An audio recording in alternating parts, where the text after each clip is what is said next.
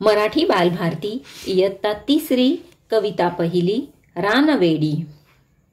पोर डोंगराव भाळली त्याच्या नादी लागुनिया, आख्या रानात पांगली पोर डोंगराव भाळली। रान गवताची फुलं तिच्या कानामंदी डुल, अन चाईचा मोहर गळ्यामंदी गळसर।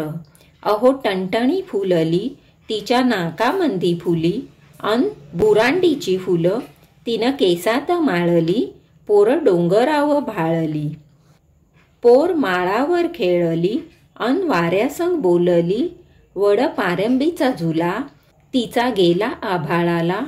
पान साबरीचं बोंड खाल्लं लाल झालं तोंड, अहो हसता हसता मऊ गवतात लोळली पोर डोंगराव भाळली।